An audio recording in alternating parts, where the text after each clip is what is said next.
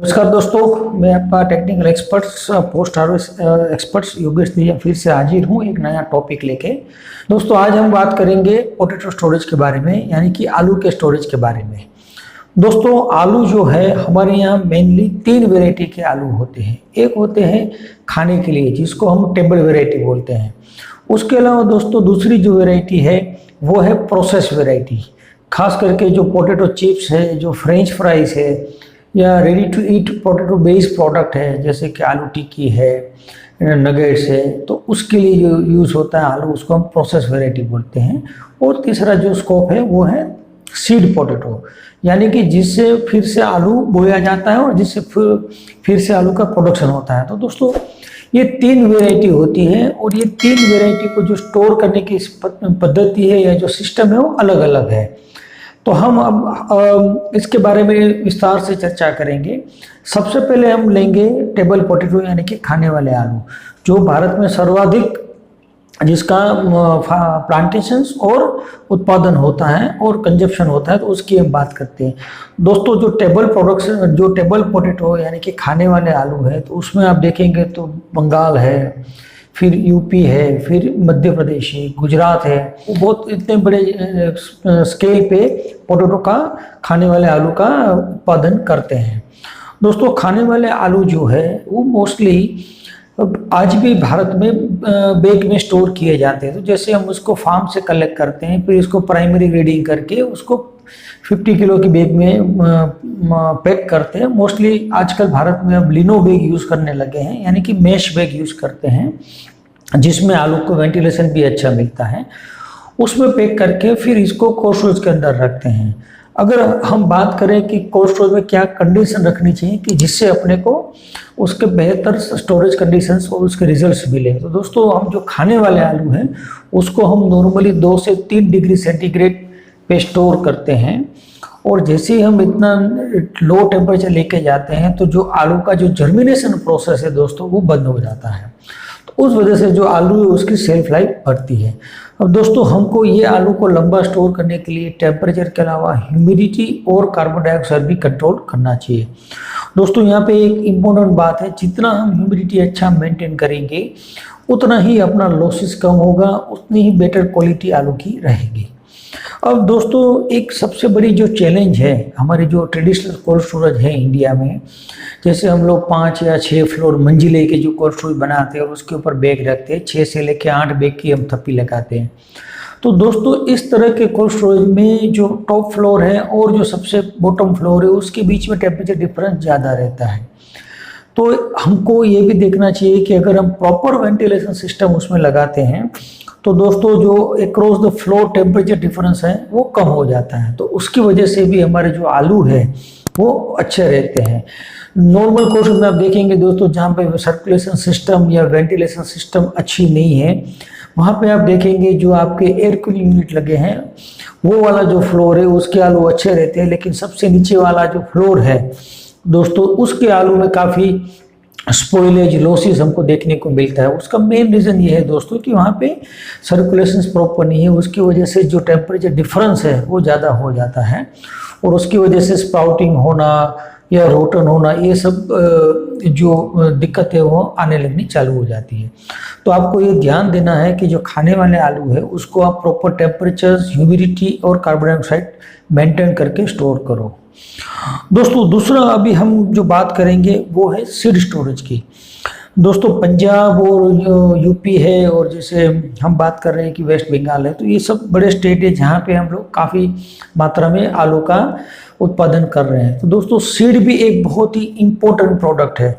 दोस्तों सीड जैसे आज हम एक सीज़न से लेकर नेक्स्ट सीज़न तक उसको पूरा स्टोर करते हैं, तो सीड में भी आप अगर ठीक से प्रॉपर टेम्परेचर मेंटेन करो और दोस्तों जो नई आधुनिक टेक्नोलॉजी है जिसमें हम सीड को बैग के बजाय बॉक्स में स्टोर करते हैं, तो उसमें आपके लॉसेस बहुत कम हो जाते हैं।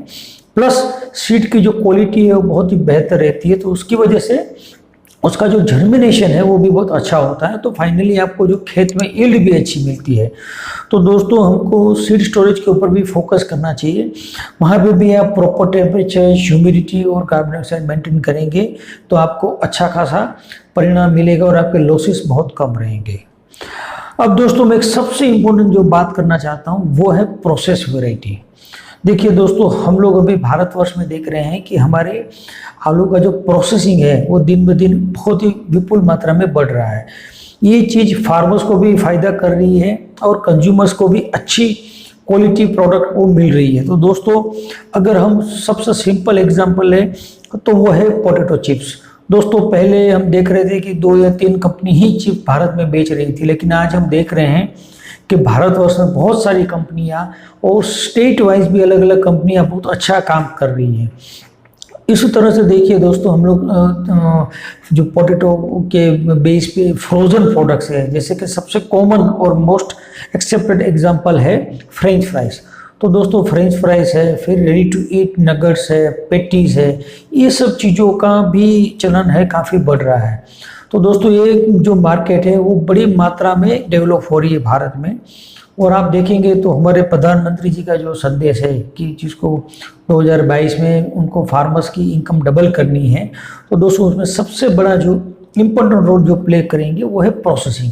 क्योंकि दोस्तों प्रोसेसिंग से आप इसमें काफ़ी वैल्यू एडिशन कर सकते हो।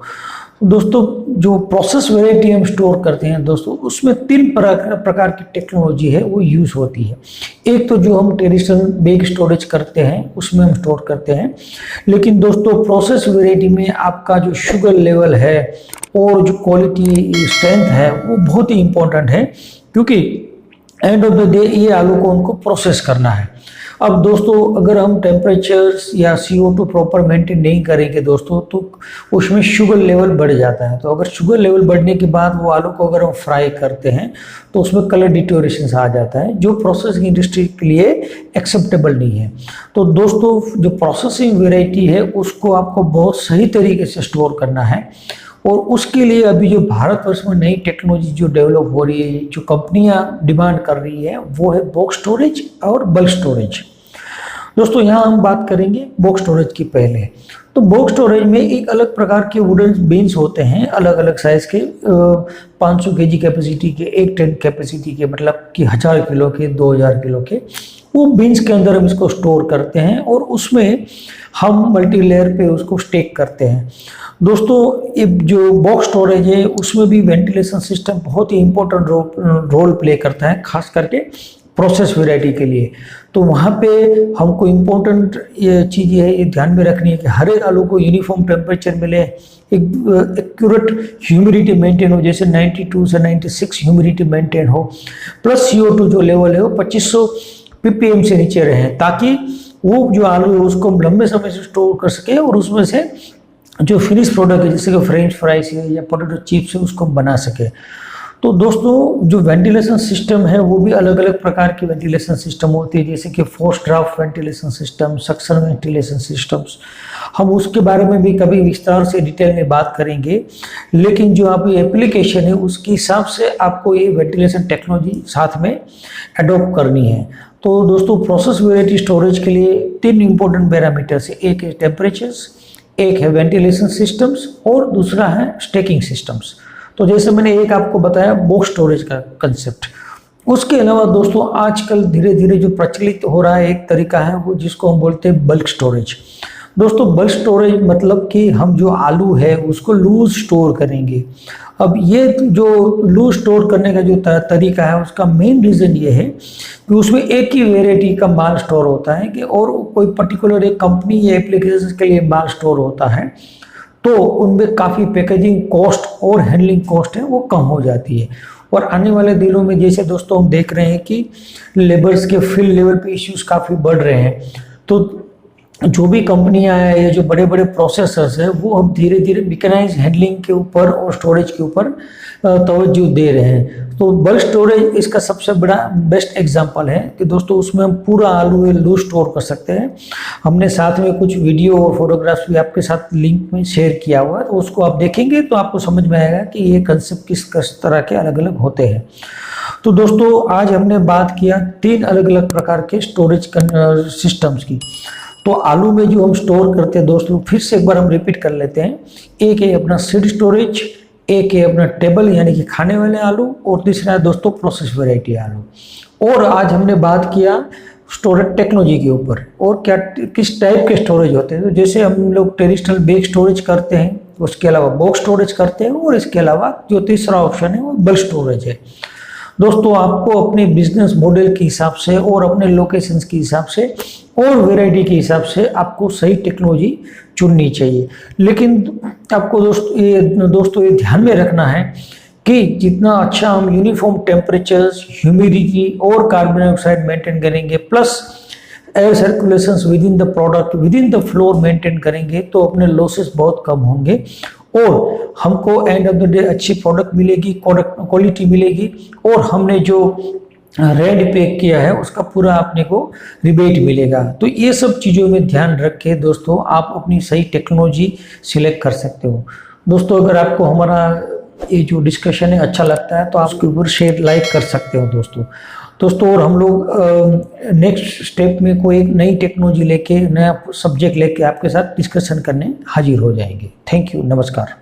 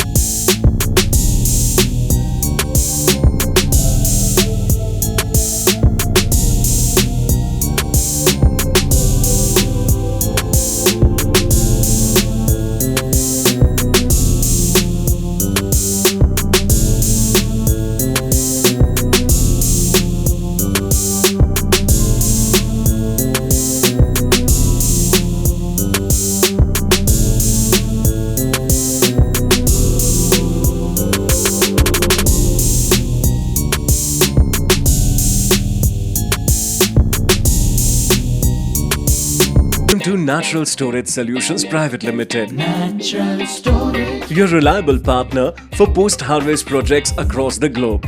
We provide trunky solutions for various types of customized cold storage, frozen storage and blast freezer, fruit ripening system, potato grading line, fruit grading line, fruits and vegetables processing solution, IQF system, spiral freezer, along with world-class manufacturing facilities to produce the highest quality systems which are eco-friendly, low operating and user-friendly yet cost-effective to help you succeed.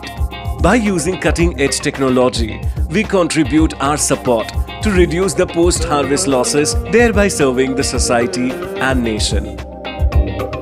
Natural Storage.